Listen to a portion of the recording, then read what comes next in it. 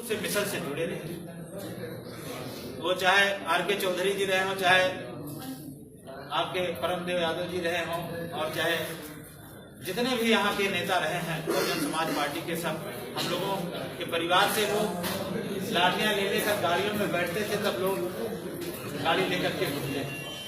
पुराना हमारा परिवार मिशन से जुड़ा रहा है और इससे पहले हम समाजवादी पार्टी में 20 सालों तक हम लोगों ने मेहनत और ईमानदारी से सेवा किया। लेकिन जो आपका उद्देश्य है, जो गरीबों की लड़ाई, पिछड़ों दलितों की जो लड़ाई बीएमपी लड़ रही है, यही लड़ाई हम लोग वहां पर लड़ रहे थे। जिन लोगों का आप लोग खुलेआम मंच से विरोध करते हैं, हम लोग अंदर से उन्हीं से लड़ाई लड़ते रहे।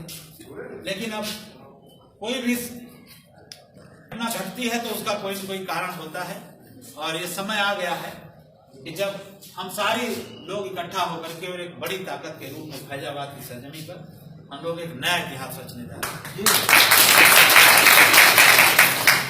ये लड़ाई केवल फैजाबाद की नहीं है। आप अयोध्या विधानसभा में हम लोग चुनाव लड़ रहे हैं, लेकिन कुछ साथियों ने चर्चा खाली शुरू कर दी है। कई लोगों के फोन आए कि भैया हमने सुना है कि आपने बीएमपी ज्वाइन कर लिया।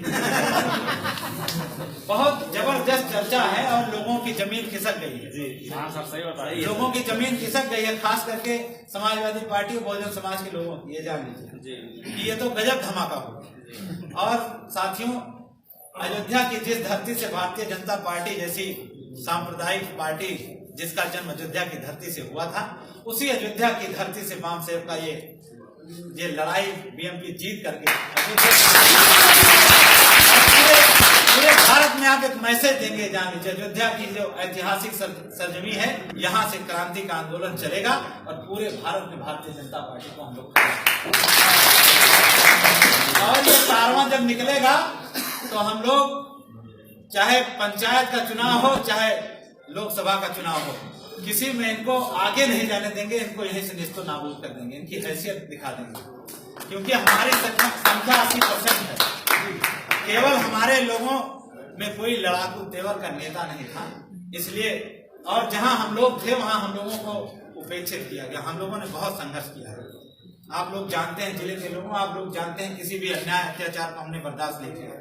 हम कोऑपरेटिव बैंक में हैं, नरेंद्र कृषि विश्वविद्यालय में बोर्ड ऑफ मैनेजमेंट के मेंबर हैं, डिग्री कॉलेज के पूर्व अध्यक्ष रहे हैं। लेकिन हमने कभी भी पिछड़े दलितों के ऊपर अन्याय अत्याचार हमने बर्दाश्त नहीं किया, हमेशा उनके साथ में खड़ा रहा। यही कारण रहा है कि समाजवादी पार्टी में हमारी निरंतर उपेक्षा होती है। क्योंकि वो समाज, जैसा कि आदरणीय राष्ट्रीय अध्यक्ष जी कह रहे थे कि वो समाज जहां जाता है वहां हावी हो जाता है, तो जैसे समाजवादी पार्टी में वो समाज हावी हो चुका है, बहुजन समाज पार्टी में हावी हो चुका है।